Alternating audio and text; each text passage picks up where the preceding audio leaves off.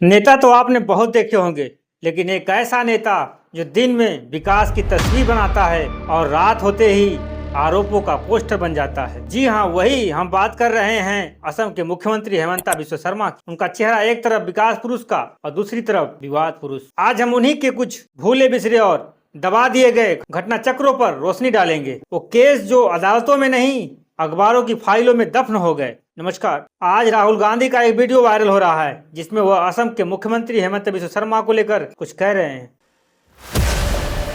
कि कुछ ही समय में आपको यही मीडिया वाले आपके चीफ मिनिस्टर को जेल जाते हुए दिखाएंगे।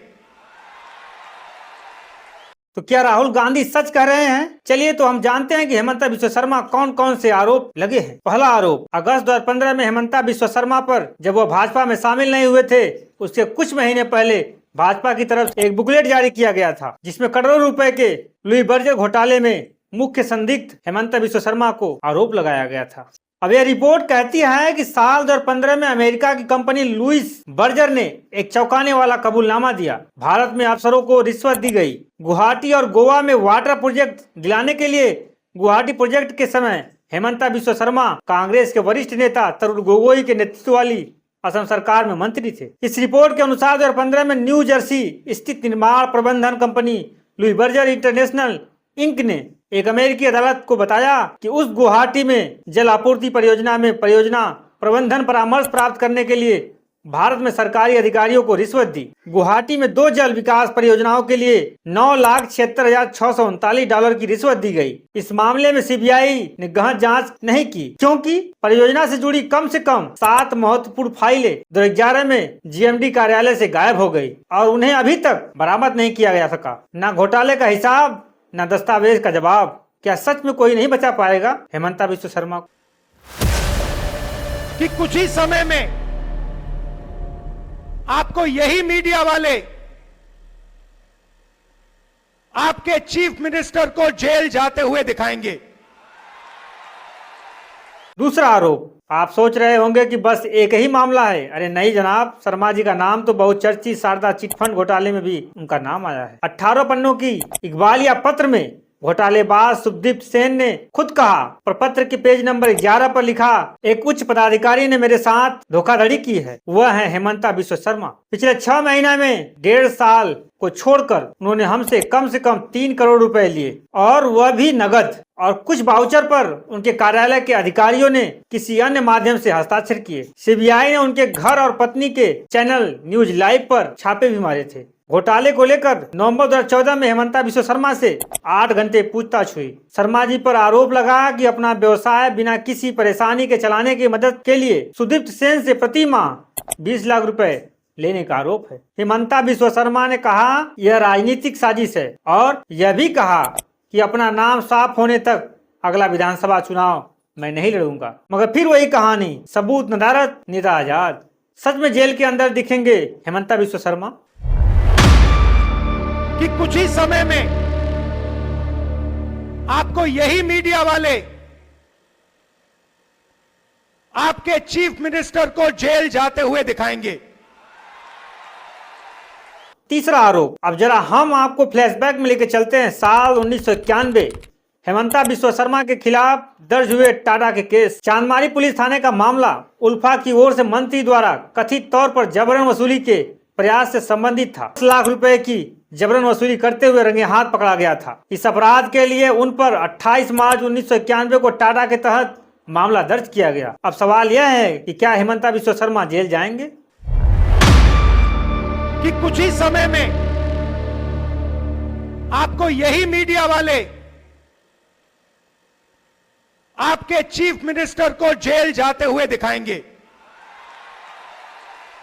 चौथा केस, फन बाजार पुलिस थाने का मामला उल्फा के लिए जबरन वसूली से संबंधित था, जहां हेमंता बिस्वा शर्मा ने कथित तौर पर शहर के व्यापारियों से संगठन के लिए कई लाख रुपए एकत्र किए थे। इस अपराध के लिए उन पर 12 जनवरी 1991 को पान बाजार पुलिस स्टेशन में टाटा की धारा 3, 4, तथा सशस्त्र अधिनियम की धारा 25(1)(a) के तहत मामला दर्ज किया गया और हेमंता बिश्व शर्मा को 15 दिन के लिए जेल भी भेजा गया था। वही जब असम पुलिस कॉटन कॉलेज में पढ़ रहे हेमंता बिश्व शर्मा के हॉस्टल में छापा मारती है, तब एक रिवॉल्वर और 25 कारतूस मिलते हैं, जिन्हें हेमंता बिश्व शर्मा ने हॉस्टल के किचन के पीछे छिपा कर रखा था। मगर वक्त बीतता गया और केस फाइलों से गायब हो गया, मानो केस नहीं जादू हो गया। 19 अगस्त 2009 को गुवाहाटी उच्च न्यायालय राज्य सरकार को तत्कालीन स्वास्थ्य एवं परिवार कल्याण मंत्रालय हेमंता बिश्व शर्मा के खिलाफ दर्ज 2 टाटा के मामलों को रिकॉर्ड प्रस्तुत करने का निर्देश दिया। मुख्य न्यायाधीश रंजन गोगोई और न्यायमूर्ति ब्रिजेश प्रसाद कटेकी उच्च न्यायालय की एक खंडपीठ ने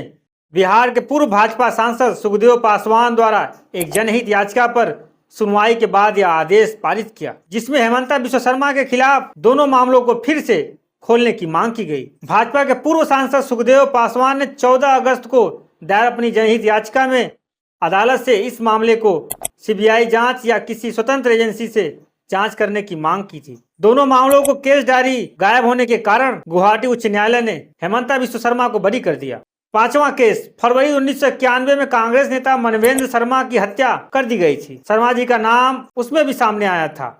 उन्हें छात्र संगठन AASU, इसका full form all Assam student union, Hindi में कहें तो अखिल असम छात्र संघ, यह भारत के असम राज्य का एक प्रमुख छात्र संगठन है। हेमंता बिश्व शर्मा को निलंबित कर दिया गया इस संघ से। तब हेमंता बिश्व शर्मा ने तत्कालीन कांग्रेस के मुख्यमंत्री हितेश्वर सैकिया से मदद मांगी थी। इस मामले में भी हेमंता बिश्व शर्मा अदालत से बरी हो गए। पर वही खेल, कुछ सालों बाद कोर्ट ने कहा सबूत नहीं मिले। क्या राजनीति में जुर्म से ज्यादा जरूरी है जुर्म का जिक्र ना होना। 6वां केस हेमंता बिश्व शर्मा की पत्नी रिंकी बुयान शर्मा की कंपनी JCB इंडस्ट्रीज को कथित तौर पर 2020 में स्वास्थ्य विभाग द्वारा 990 रुपए प्रति किट से PPI किट आपूर्ति करने का तत्काल आदेश दिया गया था। उस समय हेमंता बिश्व शर्मा स्वास्थ्य मंत्री के रूप में विभाग का नेतृत्व कर रहे थे। हेमंता बिश्व शर्मा की पत्नी की कंपनी JCB इंडस्ट्रीज ने कथित तौर पर तत्काल आपूर्ति आदेश के अनुसार स्वास्थ्य विभाग को जितनी आपूर्ति करनी थी उसका केवल 1 अंश ही आपूर्ति कर पाई।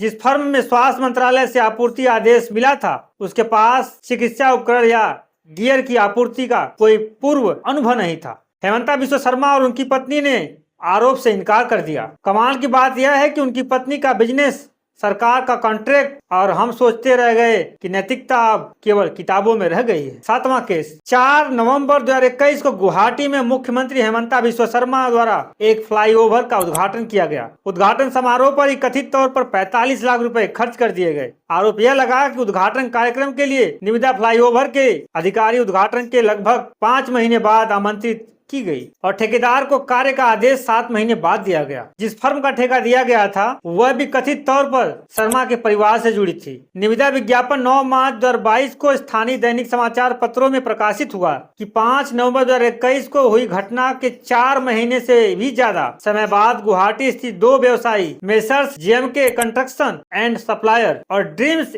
इमेज और एक ठेकेदार अंजन शर्मा ने बोली में भाग लिया। एक और अजीब संयोग से तीनों बोलीदाताओं द्वारा दिया गया। तीनों का पता एक ही क्षेत्र का था। कामाख्या धाम गुवाहाटी का लोक निर्माण विभाग ने मेसर्स ड्रीम इमेज को उत्तर दिनांकित कार्य दिया था। इस फर्म के मालिक गुवाहाटी स्थित व्यवसायी भास्कर शर्मा थे। देख रहे हो ना विनोद, शर्मा शर्मा चल रहा है। 8वां केस हेमंता बिश्व शर्मा पर 2009 में उत्तरी कछार हिल्स स्वायत्त परिषद NCHAC में 1000 करोड़ रुपए की आतंकी फंडिंग घोटाले में नाम आया था। आरोप लगाया गया था कि समाज कल्याण स्वास्थ्य एवं परिवार कल्याण विभाग द्वारा प्रदान की गई निधि को राजनीतिक नेताओं और स्वतंत्र परिषद के अधिकारियों द्वारा हड़प लिया गया था। कई व्यापारियों और ठेकेदारों को भी इस मामले में आरोपी बनाया गया। हालांकि स्वास्थ्य एवं परिवार कल्याण विभाग को NIA CBI जांच के दायरे से बाहर रखा गया, जिसे हेमंता बिश्व शर्मा को इस मामले में राहत मिली। उस समय हेमंता बिश्व शर्मा स्वास्थ्य मंत्री थी। असम के वर्तमान मुख्यमंत्री 24 घंटा असम में क्या करते हैं सुनिए, राहुल गांधी बता रहे हैं। क्योंकि उनको मालूम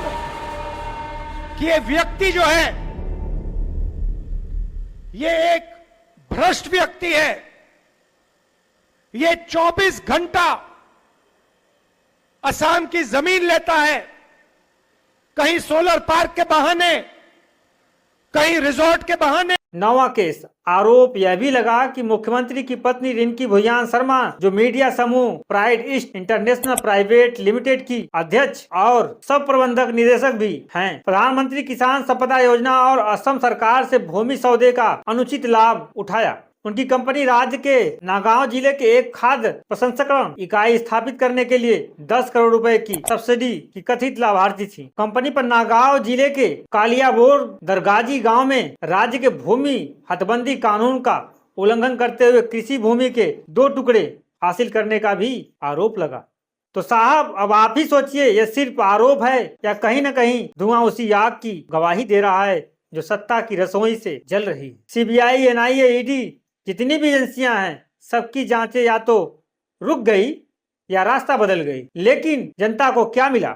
वही पुराना वादा, वही चमकदार भाषण और एक लंबा रिकॉर्ड अनसुलझे मामलों का। क्या हेमंता बिश्व शर्मा पर लगे दाग मिटेंगे या और गहरे होंगे, ये तो वक्त बताएगा। लेकिन याद रखिए, लोकतंत्र में सवाल पूछना भी देश सेवा है। चलते हैं, नमस्कार।